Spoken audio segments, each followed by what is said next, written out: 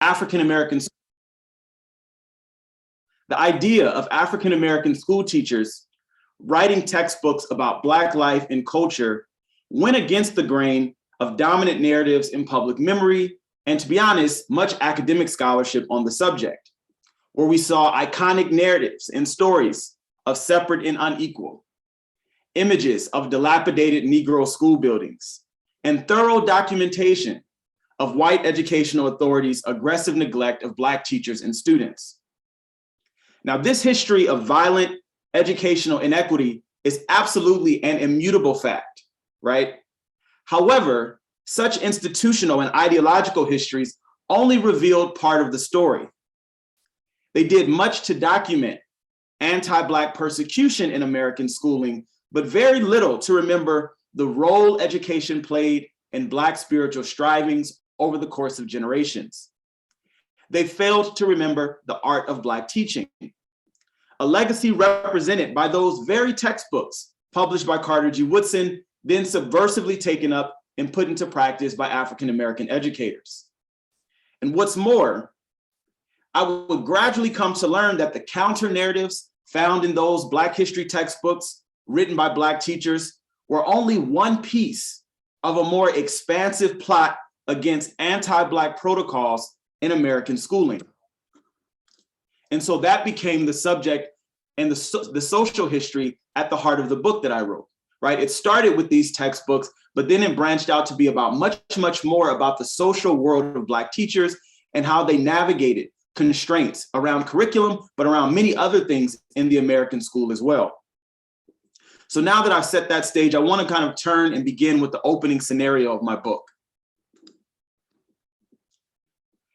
Tessie McGee read to her class in a steady, measured tone, quietly engaging in a calculated act of subversion. She was Black, 28 years old, and she taught history in 1933 at the only Black secondary school in Webster Parish, Louisiana. The all-white Department of Education and local school board gave very clear instructions. Teachers were to keep the pre-approved outline openly displayed on their desks, which they were to follow closely to acquaint their students with the targeted learning objectives. Black educators and families in Webster Parish had little formal control over curriculum. Yet on many occasions, Ms. McGee made what she deemed to be necessary revisions to the mandatory curriculum. Based on her own judgment, and perhaps at the recommendation of fellow Black teachers, she often read passages from Carter G. Woodson's book on the Negro, which rested comfortably in her lap. She kept this textbook out of sight, understanding that if she were to be caught, she would be vulnerable to the disciplinary practices of Jim Crow authorities. But she was undeterred. One of McGee's students from that particular year recounted, quote, "She read to us from that book, and when the principal would come in, she would simply lift her eyes to the outline that resided on the desk and teach us from the outline. When the principal disappeared, her eyes went back to the book in her lap," end quote. Tessie McGee's method of instruction constitutes a textbook example of what I am calling fugitive pedagogy. Fugitive pedagogy consists of African Americans' physical and intellectual acts that explicitly challenged anti-Black protocols of educational domination. And these were actions that often took place in discreet or partially concealed fashion. And I should say my use of this term fugitive draws inspiration from the literary scholars Stephen Best and Saidiya Hartman's discussion of what they call fugitive justice, where they introduce the idea of, quote, two competing narratives of the fugitive's identity, end quote. Fugitive connotes the dual image of one who escapes enslavement or jail confinement, which justifies his capture, even death, at the hands of law enforcement. But as Best and Hartman explain, the violence of enslavement and legal capture engenders as well the countervailing narrative of and by the fugitive as victim of anti-Black domination. And so we find equal, parallel, competing historical images when adapting this concept to American education.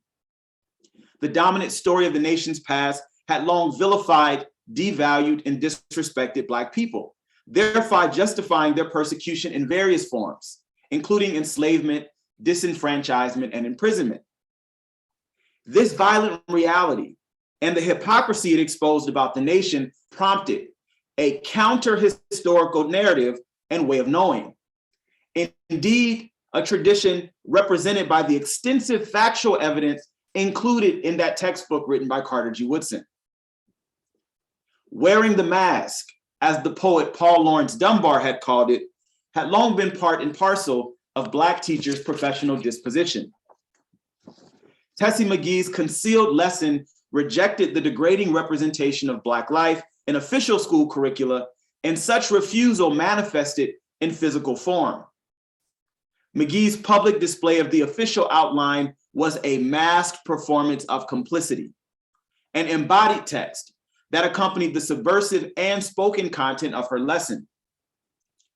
McGee's physical act of switching text also communicated important messages to her students who were watching her, demonstrating how defiance could at times be disguised by public performances of deference to the coercive regime of school authorities.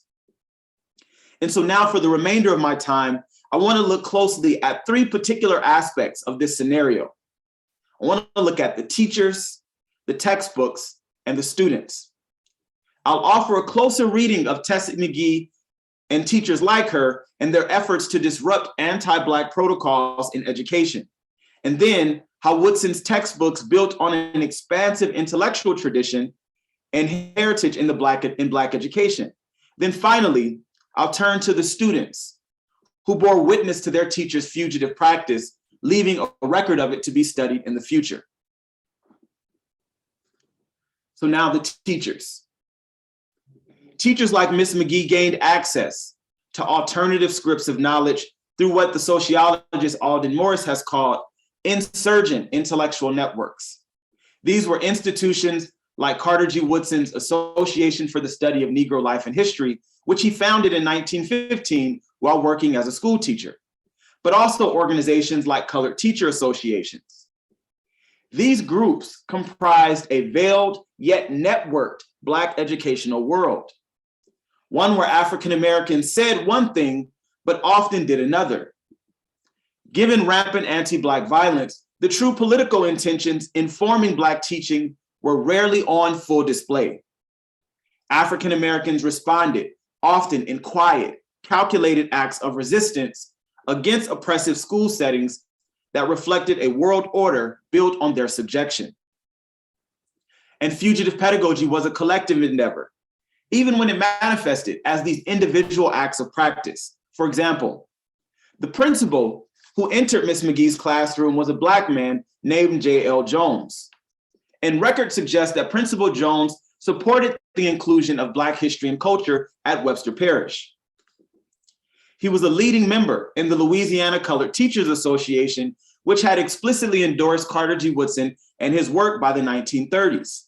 And we know from the historical record that Woodson regularly appeared on the programs at annual meetings of Black teacher associations at both the state and national level in states like Louisiana, but also in places like Tennessee, DC, and various other parts of the country. On the screen, what you see here is Carter G. Woodson's life membership card in the National Black Teachers Organization, but also one of many newspaper clippings where we see him featured as a speaker at these annual Black teacher meetings. So given this context, it is not implausible then to consider that Principal Jones and Miss McGee may have very likely conspired together. The principal testing the teacher to ensure she could protect herself and the school if a white official entered the room. Because the intrusion of white surveillance had a hand in shaping the school ecology. And what I mean by this is that it was not atypical for white people to drop by unannounced during the school day, either to show off their Negro school to visitors or for some routine inspection. And such visits were primarily meant to demonstrate power, which was essential to reproducing domination. So this is to say, the person walking into Miss McGee's classroom could just as easily have been a white school official. Black educators walked a tightrope when challenging such oppressive schooling contexts, because if they were to fall or be caught, there was no safety net to catch them. In fact, just a few years prior, the white school board in Muskogee, Oklahoma, heavily influenced by the Ku Klux Klan, learned that Carter G. Woodson's textbook was being used in the local Black high school. And this is a newspaper clipping documenting this incident. So they learned that Woodson's textbook was being used in the Black high school. And after this, the books were confiscated, teachers were reprimanded, and the principal was threatened and forced to resign. And after reading the textbook, the school board, quote, expressed horror and surprise that such a work should have crept into our Negro schools. And then they go on to assure their white constituents that they would be more vigilant moving forward, stating, quote, we must not take in teachers who will create discord by teaching isms of any sort, end quote. And examples of this kind of violent oversight are plentiful, and they move forward and backwards in time as far as Black teachers are concerned. African-American educators were routinely targeted and fired for challenging white authority. Some notable examples of this being Ida B. Wells, who was fired in Memphis, Tennessee in the 1890s, John W. Davison, who was fired in Georgia in the early 20th century, and not for teaching African-American history, but for teaching Latin, Anna Julia Cooper, who was demoted as the principal of the M Street School in Washington, D.C., and of course, the case of Septima Clark, who was fired in South Carolina. And yet, there were many Black teachers who lost more than their jobs. Harry and Harriet Moore were fired in 1946 and later killed when their home was bombed in Mims, Florida. Black teachers' awareness of such stories prompted them, at times, to conceal their pedagogical objectives in the presence of intrusive white power. Subjection to surveillance and violence, motivated by no causal logic whatsoever, was a fact of Blackness. African-American educators developed strategies to contest this reality, which ranged from building institutions that would advocate for their interests down to things that they did at the interpersonal and psychic levels in the private spaces of their classrooms. So fugitivity, in its historical reference, holds in place the realities of constraint and African-Americans straining against said confinement. The language is careful not to overstate one or the other. And as the poet Fred Moten aptly notes, escape is an activity, not an achievement. The possible threat of recapture always lingered. Escape was unresolved and uncertain, and Black teachers carried intimate knowledge of such precarity. The textbooks. So as I mentioned in the beginning, my concern with the historical framings of Black education began with the textbook. I come across a passing reference to one of Woodson's textbooks, one of which you see pictured on the screen, being read by a group of junior high students in New Orleans during the 1930s. I was aware that Woodson had played a central role in African-American studies as the second Black person to receive a PhD in history from Harvard in 1912, and as the founder of Negro History Week in 1926, which of course we now celebrate as Black History Month. But I was shocked to learn about the size of Woodson's impact on educational practice during Jim Crow in the private spaces of Black teachers' classrooms. While most accounts emphasize Woodson's role as a historian, and I'm sure some of you have heard him affectionately referred to as the father of Black history, much less had been written about Woodson's near 30-year career as a public school teacher. And what intrigued me most about Woodson's textbooks, as well as those written by Black public school teachers before him, was their extensive commemoration of fugitive slaves and Black fugitive life. As early as 1890, Black educators wrote textbooks filled with heroic narratives about enslaved Blacks who absconded from plantations, those who led slave revolts, stories of Black maroon communities in the dismal swamps of Virginia, Suriname, Brazil, and Jamaica. But that's not all. the fugitive slave emerged as a folk hero. And what I mean by this is that they emerged to be this cultural symbol in curricula developed by these educators. The fugitive slave also appeared in school naming practices and commemorative ceremonies in school activities. And so it was these observations that prompted my reliance on the fugitive slave archetype and on what I'm calling fugitive pedagogy as a theory and practice of Black educational life in the United States. And I think it's important to emphasize this point because I'm offering fugitive pedagogy not just as some elaborate metaphor, right? It's naming a phenomenon that surfaced in the archival record at multiple levels. And what's more, the concept draws a narrative line from enslaved people's defiance of anti-literacy laws that made Black education illegal during slavery to the work of teachers like Tessie McGee in the post-emancipation period, saying that there's a political relationship between the subversive practices on both sides of slavery that Black folks are engaging in.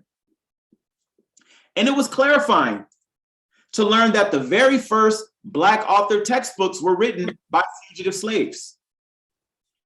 James W.C. Pennington, an escaped slave in Maryland, inaugurated this tradition in 1841. A textbook on the origins and history of the colored people represents the beginning of a formalized practice of Black people striving to rewrite the system of knowledge. The fugitive slave William Wells Brown also wrote a textbook in 1863. So as the 19th century witnessed the proliferation of Black newspapers, journals, and various other forms of Black print culture, textbooks became tools, not only of the masters, but also of the fugitive slaves. And such counter readings of the world carried over to Carter G. Woodson's theorizing in the post-emancipation era. In his iconic book, The Miseducation of the Negro, Woodson wrote, quote, "Starting out after the Civil War, the opponents of freedom and social justice decided to work out a program which would enslave the Negro's mind inasmuch as the freedom of body had to be conceded," end quote. Woodson suggests here that the political conflicts at the core of Black education were fundamentally linked and bound to the legacies and social technologies of enslavement. And in his very first textbook, The Negro in Our History, that Tessie McGee read from, Woodson offered the following: "How some of these slaves learned in spite of opposition makes a beautiful story. Knowing the value of learning as a means of escape and having longing for it too because it was forbidden, many slaves continued their education under adverse circumstances." So here Woodson names the entanglement of violent white opposition and the enslaved people's steady practice of learning as a means of escape as a generative lesson for students and educators during Jim Crow. Because indeed, this was the origin story that framed what was politically at stake in their teaching and learning. At its highest calling, Black education continued to be a stealing away from and refusal of the American school's official protocols and curricula. So at this point, I think it's important for us to turn and talk about the Louisiana textbook that informed the required curriculum that Tessie McGee was required to teach from. And what you see on the screen are documents from the public school records that I was able to recover to identify what the adopted textbooks were in the state by the 1930s. And there were two textbooks. I'm not going to go into a lot of depth on these books, but suffice to say that they present distorted representations of Black life and just very flat out violent representations, right? But I am going to give just one example from the 10th grade textbook by Henry Elson, a book entitled Modern Times in the Living Past. In the very first chapter of Modern Times, the author writes the following, quote, "Not only are almost all the civilized nations of today of the white race, but throughout all the historic ages, this race has taken the lead and has been foremost in the world's progress," end quote.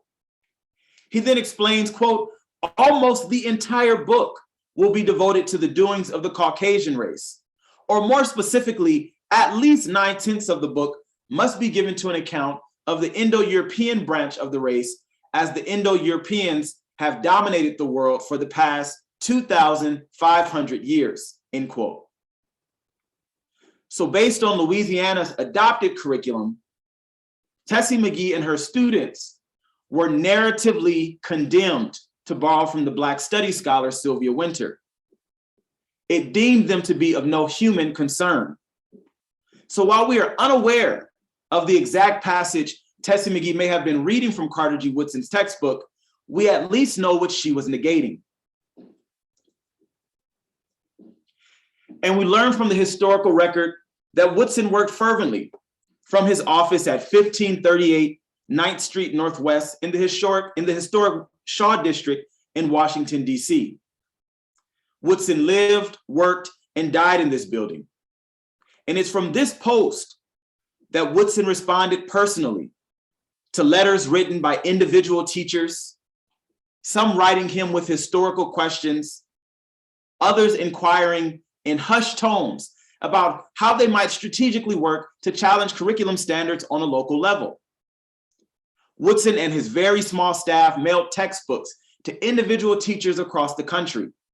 They packaged Negro history kits by hand, and they shipped off decorative materials for teachers to refashion their classrooms.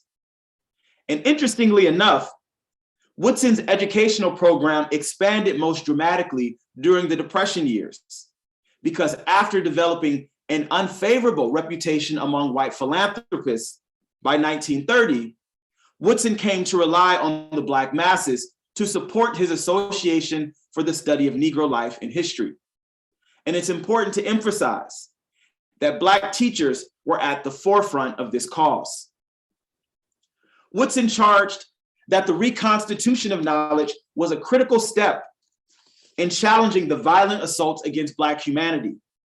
He professed, quote, "There would be no lynching if it did not start in the schoolroom." Woodson often noted this schoolroom lynching duality because it highlighted what was fundamentally at stake. Education was not just about vocational trades, developing more African-American professionals, or bourgeois performances of citizenship. It was about insisting on Black social and political life as opposed to death. It meant making legible the social disfiguring of Black humanity that whiteness demands for its propping up, and refusing it through counter readings of both the word and world. Pending radical reformation of the American school, Woodson urged educators to perform bold acts of defiance. And so finally, to close, the students. Black students were always watching. To elevate the scenario of Tessie McGee's fugitive pedagogy, I want to invert the scenario and draw your attention to the student as witness. The 16-year-old Jerry Moore, who took note of Miss McGee as she removed her mask of compliance when it was safe to do so. How, quote, her eyes went back to the book in her lap. In recounting this one gesture by his teacher, Jerry Moore revealed how what was seen, heard, and felt in Black classrooms all affected what students learned. Education extended far beyond what was uttered or written. They learned from the value systems that shaped school routines and the actions of their teachers. All the while, students were watching them, witnessing. We find Black students insisting they have always been more than mere objects of history, but instead its subjects. Angela Davis was born in Birmingham, Alabama in 1944. The scholar and activist recalled that Woodson's Negro History Week was, quote, the highlight of our year, end quote. During these commemorative weeks, teachers instructed students to, quote, slam shut and cast aside the books that did their best to persuade us that our ancestors were much better off during slavery than they would have been had they remained in Africa, end quote. Davis and her schoolmates were allowed, quote, to rely on our own ability to produce knowledge about the conditions surrounding our lives, end quote. Students engaged in a collective critique of the normative curriculum in their casting it aside. More than a captive audience, Black students were active participants, dissident learners participating in a tradition of fugitive pedagogy. And Davis recalled encountering a photo of Harriet Tubman. She states nostalgically, quote, "I remember, I always visualized Harriet Tubman as my grandmother.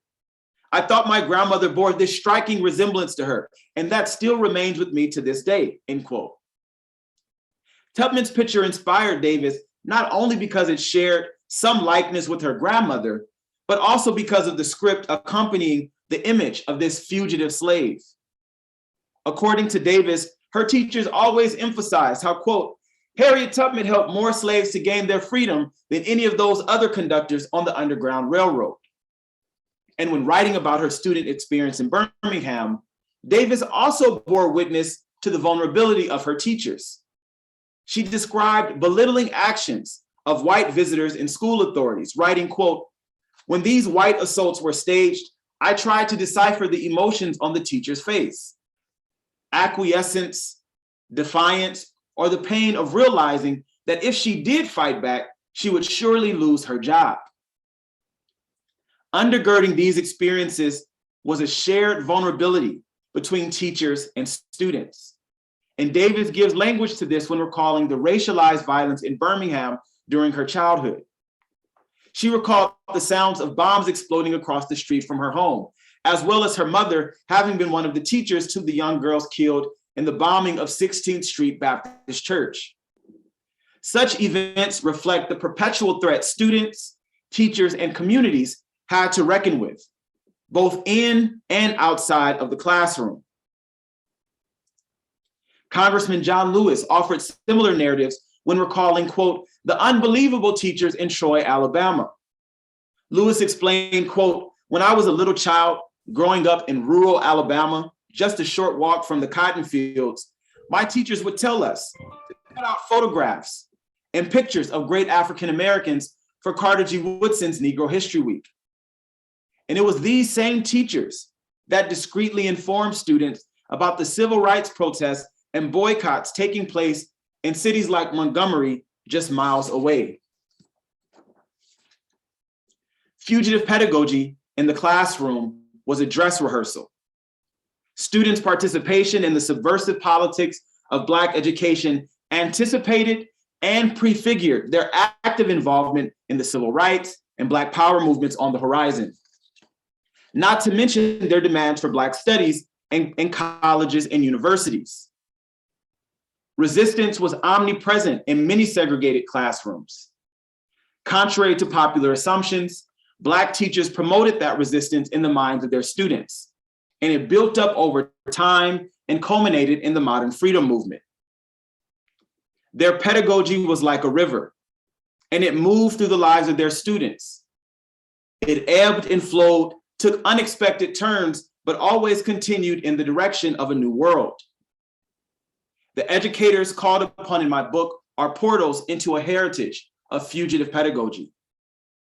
They represent a tradition that has been plundered from today's Black educators who are its rightful inheritors. And yet, all who are committed to critical pedagogy or anti-racist teaching, as this term has recently become popularized, might draw inspiration from their legacy. I see the cast of characters in my book as standard bearers. Their heritage is one worthy of both praise and deep study. And I'm going to end there because I want to make sure that we have time for questions. But I want to invite Professor King back to join me as we transition to the kind of conversation portion of today's event. But also I'm looking forward to any questions that you all might have about what I've shared in the presentation, something that I might have glossed over pretty quickly that you would like for me to expound on, or anything along those lines. So Dr. King, I'll hand it over to you. Thank you, Dr. Givens. Can we give him a round of applause, please, everybody? I mean, however you do the applause, whatever. I mean, and I seen on the chat there was like, is this a history or is this a contemporary commentary, right?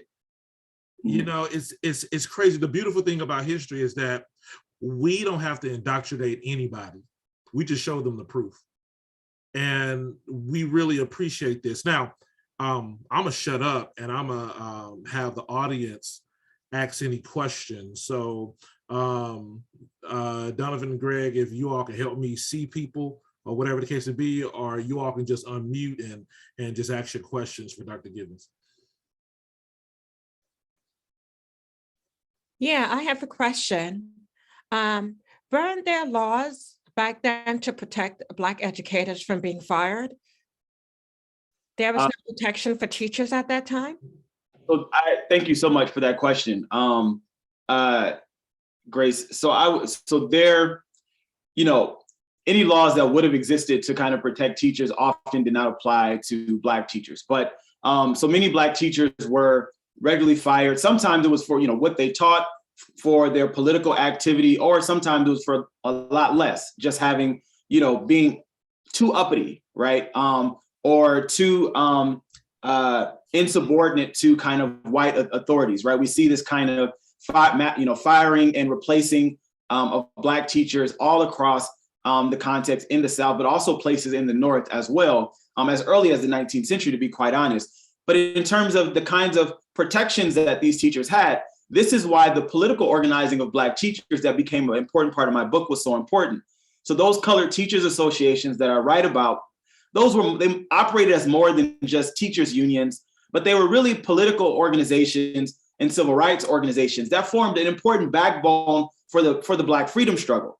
So what we see is that these colored teachers associations would often have, funding that they created to make sure that they had lawyers and people that they could have to kind of to represent educators when they were fired with unjust cause, right? And so we see that happening up and through the kind of 1930s and 40s and 50s, and it's something that became lost, right? In the transition when these organizations were forced to merge with white teacher professional organizations that where many of those members were the folks that were inflicting a lot of the violence and the harm on these educators before those mergers happened, right? And so I would say that, even in the absence of laws, you had these institutions that were there to advocate on behalf of individual teachers, because we know individual actors are always vulnerable, right? But the collective social organizations and political organizations that they created were intentionally crafted to advocate for the needs of students, but also for the collective needs of teachers because of their vulnerability when we think about the structural constraints of Jim Crow education, right? So hopefully that answers your question. Thank you. It did. Thank you very much. All right, so we have Christina Sneed and then Stacy Hill. Christina, thank you so much. Dr. Gibbons, I have read your book. It's phenomenal. And I'm looking into Carter G. Woodson's life, and I'm wondering why he hasn't been cited more in terms of his educational theory. And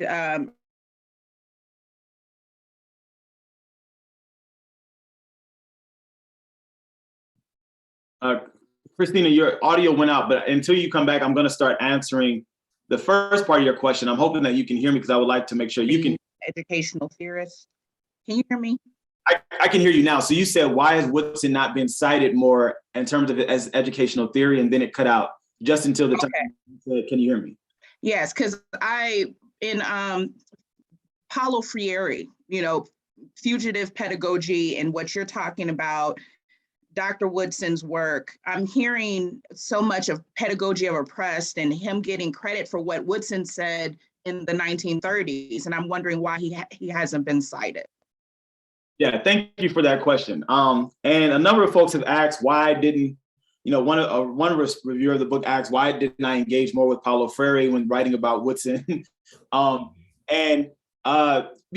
a lot of folks have seen similarities. And I will be honest, Paulo Freire's work was very important in a number of different Black liberation struggles, whether it be in the 1960s and 70s, but also in, anti-apartheid educational efforts in South Africa. And that's very important to recognize.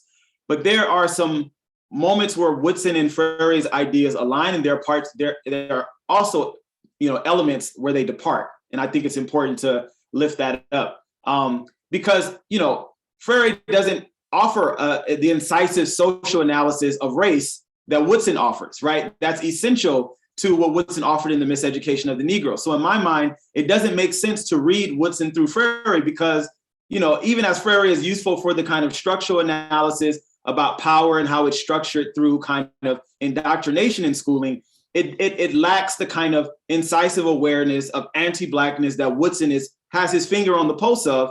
That's essential to naming this kind of fundamental tensions and struggles when it comes to Black education. So I don't necessarily think that it makes sense to kind of read Woodson through any other kind of theorist. I think it makes sense to ground my reading of him through the Black educational tradition and Black intellectual resources. Woodson has often been kind of, and then the other part is that this question of, this binary of banking versus problem posing education, right? That I think sets up a false dichotomy that doesn't necessarily hold when we look at Woodson, because Woodson is invested in saying you need to learn clear facts about the Negro, right? Some folks might see that as banking, right? He's not saying you just need to learn the first Black person to do this, the first Black second person to do this, just for encyclopedic knowledge. But Woodson says some banking does need to happen in order for students to have resources to actually be able to think with more expansive inventory of knowledge than what they're handed in the schools and in their surrounding environment that's constructed by racial myths of anti-Blackness, right? The structure of their surrounding in a Jim Crow society limits the resources that they may have to draw on to think with and to engage in critiques of the world. So that banking problem posing model that folks set up, I don't necessarily think holds true when we think about the complexity of what it is that Woodson and these Black educators are dealing with. So those are my reasons for saying Freire is good and useful, but it's limiting and insufficient in certain ways when thinking about what I'm trying to talk about with these Black teachers and stuff. I think Woodson has been, written off in a number of ways because I don't think folks have kind of taken him seriously as an intellectual theorist, right? Some folks for a long period of time had kind of seen, obviously this is not the case in Black studies where folks have continued to lean into his writing or in a kind of community education spaces where Black folks were engaging in. But in terms of education scholars, other than your kind of, LeGarrette Kings of the world and Anthony Browns of the world, right? By and large, he hasn't necessarily been treated in terms of this kind of curriculum theorist who helped incubate a grassroots movement among teachers, right? When we think about the movement among these teachers that we see, right? A theorist who was literally living, this theory and practice kind of lifestyle, right? It's unclear to me about why he wasn't taken up seriously as a thinker, other than the fact that he was a Black educator who had very fierce critiques of the American school as a kind of totalizing apparatus of schooling that he said was fundamentally anti-Black, right? And for some folks, those critiques may have been a bit too militant or a little too totalizing for their liking, right? But obviously those critiques spoke to the heart of what many folks have lived and have experienced, which is why we see his language of miseducation constantly taken up and also, emblemized in folks like, and signified on when we think the miseducation of Lauryn Hill, right? Or the different ways that term has been taken up in community spaces as a critique of power and anti-Blackness in schooling. All right, Stacey Hill and then Andrea Fullerton. All right, good morning. First thing I want to say is thank you, Dr. King, for pulling this together. Thank you, Ishmael, for making it available to the school teachers and the social studies teachers, which I am now thinking it should be available to all the teachers in the school district. And thank you, Dr. Givens, for doing what you have done and probably will continue to do what you do. So I'm just trying to, I'm a little overwhelmed with the information in a very happy way, but I teach African-American history in school district of Philadelphia. And so Black History Month has rolled around. I'm like, well, that's my class anyway, right?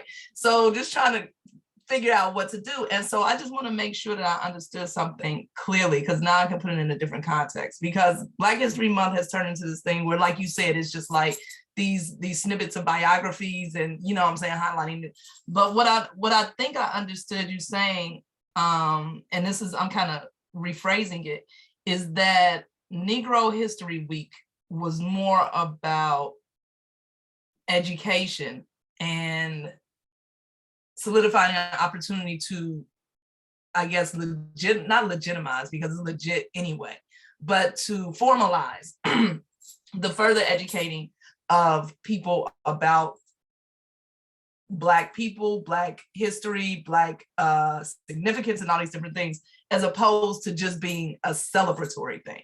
Because now we celebrate Black history, but now again, I think I'm understanding you saying it's just an extension of what he was doing anyway, and the way to formalize that. Am I thinking around? Yeah. Absolutely. So Woodson created Negro History Week in 1926, and from the very first year, he said the purpose of Negro History Week is not for this to be the only week that we celebrate and talk about the life and contributions of the Negro, and then you forget what the Negro has done in their life for the remainder of the school year. He says this is a year for us to kind of stop and take stock of what we have learned over the course of the past year, and to talk about what needs to be learned moving forward, but also an opportunity to explicitly reflect on what we've learned about Black history and culture and how it ties to current political issues, and for that moment to be leveraged, right? To kind of use it as an opportunity, he says, to dramatize what we've learned about the Negro over the course of the past year, right? This is obviously using the language that Woodson would have used in terms of his writing and teachings. And so Black teachers use this as a political organizing tool, right? A way of kind of engaging in a kind of a collective dramatization and an engagement with thinking about the importance of Black history and culture and curriculum. It was never supposed to be the only time that you squeeze this information into the school year. One of the things that I think that would be important, I think revisiting the history of Negro History Week and Black History Month is always a useful thing to do during February, right? Because it reminds us, irrespective of the way people are taking this up around us, irrespective of the crazy commercials we see on TV from whatever corporation this year has the kind of longest ad about Black history, whether it's McDonald's, Walmart, Nike, or whoever, right? Is that going back and reading some of this information and this foundational information about why Black teachers organized to create this helps us lean into, what the higher aims and the larger political motivations are for this moment, right? And for the celebration. And so that's what I would say is important to remember, is that it was never meant to be only a week or a month. And Woodson explicitly talked about this literally from year one, and then year two, and then year three, and then 10 years later, and then the 20th anniversary said the same thing, to constantly remind teachers of this. So when I hear people say all the time, Black history shouldn't just be once a month, I'm like, what are you saying? It's like, I get so irritated with that, because, it's important for us to be accountable to the history and to the legacies that, created these things, right? And to be mindful of that. And yes, there are things that are worth critiquing, but we have to make sure that our critiques are informed by historical consciousness and information about how these things came to be. Because in doing some of those backhanded critiques, we're undermining this very long struggle and long legacy of Black teachers who organized and mobilized at a grassroots level to make these things possible that we can take for granted today. And I see the time, but I see Andrea Fullington. I'm sorry, Professor King, I think I'm taking your job, but I wanted to make you good. Go ahead. Yeah, I can just read. Thank you so much. I'm gonna just read it straight out of the chat. But I was thinking about the shared vulnerability between Black teachers and students, and how it's integral to our movement forward. Really understanding the time that we are in, the history, how education in this country came to exist and be, and whatnot.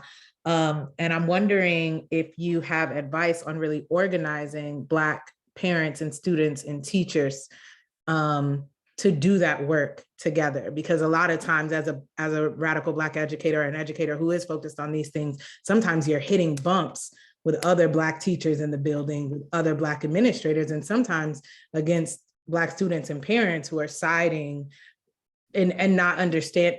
I don't know, that could be a whole rant, but just I wanted you to speak a little bit on organizing us together to understand that shared vulnerability of the space that we are in order to move forward. Yeah, thank you for that question. I think recognizing that shared vulnerability has to come from sustained study and engagement about the kind of the social reality of schooling in the world that we live in. And that has to be one that is accountable to this much longer history. Part of what I talked about today, but obviously is more expansive than this, that this history has to be a resource that teachers and students and parents are offered as an opportunity to engage with, because otherwise, how else are we supposed to kind of develop a sophisticated analysis of schooling and the way that it's impacting our lives in very intimate ways. And that creates this kind of dysfunction that we constantly see. So I think that education, whether it's professional development seminars for teachers, and teacher training programs that allow teachers to have more opportunities to engage with this history in deep ways as they're crafting their own professional identities, is something that's very important. Otherwise, you have a lot of educators who are unaware and are acting out of an unawareness, even if they have some good intentions about the work that they're trying to do, but it's not informed by the kind of historical substance that shapes the structures that we have today. So I think that ongoing educational program is important for teachers and communities so that we can see, the reality of schools and how it interacts with the social order with more clarity. And that's a deeply intellectual task. That means teachers have to be scholars of the practice, not just practitioners concerned with standards and concerned with traditional metrics of accountability. There are higher intellectual tasks that teachers are faced with, and it requires these kind of intellectual resources for teachers to interact and to think deeply about these things, right? And so that's one of the things that I would say, and parents and students as well, right? I think that this history that I shared is important for students to interact with as well, to understand to help them reflect on what actually it is that they're doing when they're showing up to school every day, and how it's connected to a much longer history of political and social struggle that Black folks and Black students and teachers have been engaging in from one generation to the next. And it's a story and a history that we have to constantly relearn, because it's one that continues to take new form and to transform, but it's still tied to this much longer history, right? And that's one of the things that I would say. I'm sorry, it's not like a quick to do, but I think, the biggest thing is that it has to do with us engaging with historical resources and intellectual study that helps us see our work as educators and the function that schools are created to play in our larger society, and thinking about when and where our interests align or depart from those top-down kind of motivations for what we're supposed to be doing, right? And and how our actions are constantly either reinforcing some of that work or disrupting it. And that requires sustained study and an incisive social analysis to help teachers see these things and think about them in critical ways. Galvin, you have anything really quick? Actually, can we ask I'll listen to both of the two questions, and maybe I can respond very briefly. All right, great. Gavin, and then Joanne. Hi, it's such an honor to be here. I just wanted to thank Professor King and Dr. Givens for setting this up. I just wanted to ask, reflecting on Woodson's work and his fight to teach what wasn't being taught in the curriculum's textbooks, what's your opinion on the evolution of textbooks since then, and what progress do you think still needs to be made? Good. And Joanne. I'm sorry. My question is, how do I, because I teach lower school, I teach elementary school kids, what is the best way to introduce this? I'm teaching 4th through 8th grade social justice. So, and I want to bring this into the kids' narrative, but I don't have all the necessary tools to do that. So do you have any suggestions how I could introduce this to my students? And this would be a year-long curriculum that I'm incorporating. You got 2 minutes, Jarvis, before we cut off. Absolutely. So I would say very quickly, the textbook industry continues to be a kind of major issue. And I think Professor King might be more equipped to respond to some of those questions as a contemporary scholar of kind of curriculum and curriculum and power. But I think we've seen all the controversies that have happened over the course of the past couple of years in terms of the distortions and the misrepresentation of Black history and culture in textbooks, even in places like California, but also the textbook industry in Texas that has a very important, outsized influence over textbooks that are kind of published. And so I think that that's something that continues to be an issue. And I think that educators have to have an awareness of the production and how power shapes the production of knowledge, right? The production of knowledge that's given to teachers to teach is a part of this larger kind of struggle that's historically based, right?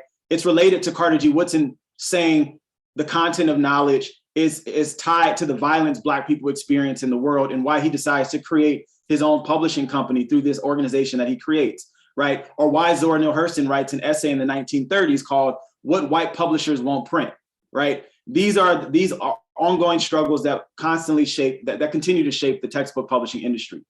I would say to the question from Joanne is that I think the stories about Black children in this history becomes a very useful opening to introduce students to this work. There's some of these old Negro History Bulletin excerpts where we have Black teachers that are talking about asking this very same question that you're asking and organizing themselves in study groups to create lesson plans to do just what you're working to do. But I would say, as someone who I'm working on this book right now that's about Black students, that'll be published by Beacon Press next week. And it's a history of Black education just through the voices of Black students, right? And their perspectives and their experiences. But I think using those student narratives and putting that in front of students in the contemporary moment becomes one of the best ways for students to see the connection between this history and their own experiences. So that's one of the first things that I would say. But it's worth unpacking more, but I know we're limited with time. All right, people, everyone who has registered will receive the recording of the session, so you can go back and study, purchase Dr. Givens' book, and of course, purchase the one that's coming out next week. Try to use a Black bookstore if you can to support our Black bookstores. Once I finally bring the center to Buffalo, I have all original copies of Carter G. Woodson's first textbooks. No, you cannot check them out. You're gonna have to read them at the center. You are not taking my books. I get very sensitive about that. All right, people, enjoy your Saturday, and thank you. And I'll see you next week with Dr. Yolande Celia Ruiz when we talk about historical literacy as racial literacy. Thank you, Dr. Givens. Thank you, everyone on the call. I love you all, and we'll see you next Saturday, nerds. Bye. Good evening. Good afternoon. Sorry. Like, what time of day is it? It depends on where you're at in the world here. Oh. Depends Bye, on where everyone. you're at. Thank you. Good day. Thank you. Thank you. Thank you for joining us.